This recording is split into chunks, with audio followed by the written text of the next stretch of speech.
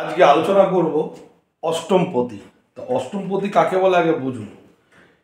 এখান থেকে 12টা ঘর আছে, প্রত্যেকটা ঘর একটা করে লগ্ন থাকে। তাহলে আপনাদের কারোর মেষ লগ্ন হতে পারে, কারোর বৃষ লগ্ন হতে পারে, কারোর মিথুন লগ্ন, কারোর কর্কট লগ্ন, কারোর সিংহ লগ্ন, কারোর কন্যা লগ্ন, কারোর তুলা, কারোর বৃশ্চিক, কারোর ধনু লগ্ন, কারোর মকর লগ্ন, কারোর কুম্ভ লগ্ন, কারোর মীন লগ্ন।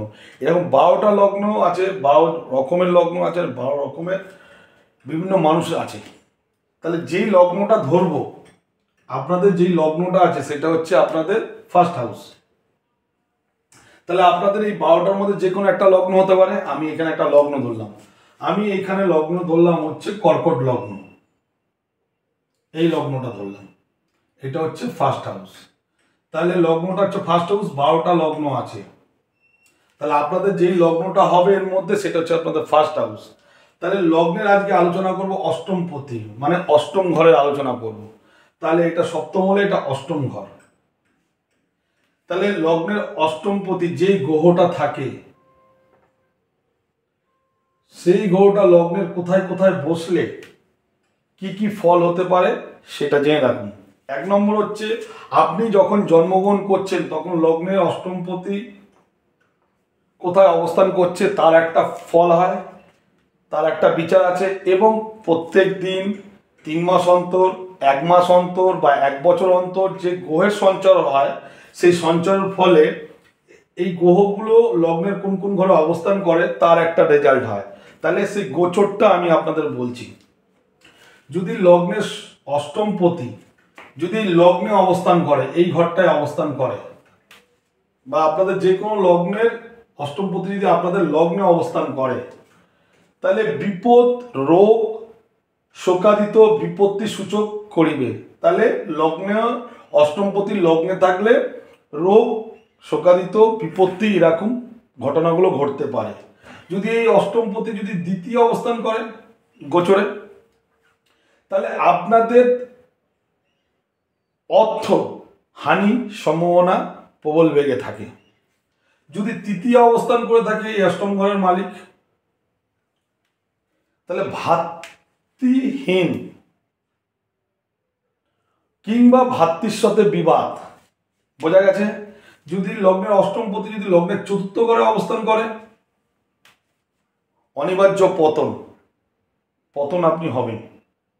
পিতার সম্পত্তির হ্রাস কমে যাবে, বা পিতা বা পিত্তরিষ্ট হতে পারে, পিতার দিক দিয়ে কোনো একটা খারাপ ঘটনা ঘটতে পারে। যদি লগ্নের অষ্টমপতি যদি পঞ্চমে থাকে, যদি আপনার কন্যা বা পুত্র সন্তান থাকে, তাদের কোনো না কোনো কষ্ট তারা কিছু না কিছু ব্যাপারে পেতে পারে। যদি লগ্নের অষ্টমপতি যদি ষষ্ঠ ঘরে থাকে, এই ঘরটায় থাকে, পীড়িত হবে বিভিন্ন রকম রোগ, জ্বর জ্বালা থেকে, বিভিন্ন রকম ঋণগ্রস্ত হতে পারেন, রোগ, শরীর খারাপ, বিভিন্ন রকম বিপদ হতে পারে।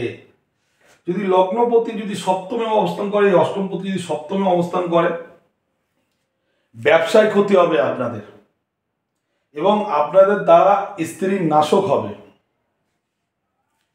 যদি লগ্নপতি যদি অষ্টম ঘরের প্রতি যদি অষ্টমেই থাকে, যদি এই ঘরটাই বসে থাকে, অশুভদায়ক হবে, সব কাজে বাধা, সব কিছু থেকে বিপদ, কোনো রাস্তা খুঁজে পাবেন না।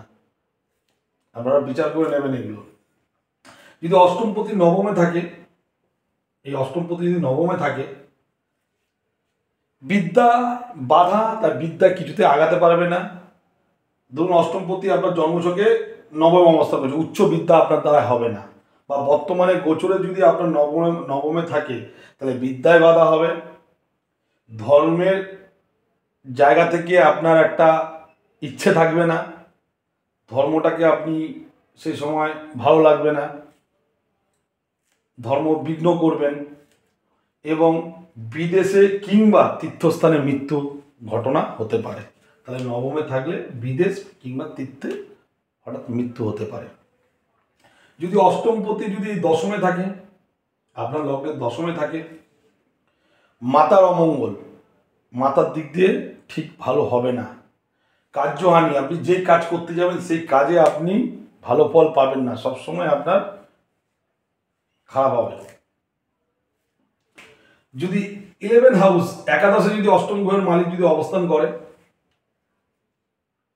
এখানেও অর্থ আনি, যেই কাজটা করতে যাবেন সেই কাজে সফলতা পাবেন না, অর্থ ব্যয় হয়ে যাবে। পরীক্ষা দিতে যাবেন, পাস করবেন না। কোনো চাকরি ইন্টারভিউ দিতে যাবেন, ইন্টারভিউতে চান্স পাবেন না। যা কাজ করবেন, যা কিছু করবেন, সব কিছুতে আপনি সাফল্য পাবেন না। যদি অষ্টমপতি যদি দ্বাদশে অবস্থান করে, আপনার লগ্নের দ্বাদশে অবস্থান করে, সব দিক দিয়ে বিপদ, দুঃখ, চারদিক দিয়ে ঘিরে ধরবে আপনাকে অস্থির করে দেবে এবং খুব খারাপ যাবে। তাহলে লগ্নের অষ্টমপতি কোথায় থাকলে, আপনার লগ্ন কি আছে, আপনার লগ্নের অষ্টমপতি কোনটা, কোন ঘরে অবস্থান করেছে, জন্মের সময় কোথায় অবস্থান করছে, এখন বর্তমানে কোথায় আছে, তার রেজাল্ট হচ্ছে এইটা আপনি পাবেন। ভিডিওটা ভালো লাগলে লাইক করুন, শেয়ার করুন। এরপরে নবমপতি নিয়ে আলোচনা করব। নমস্কার।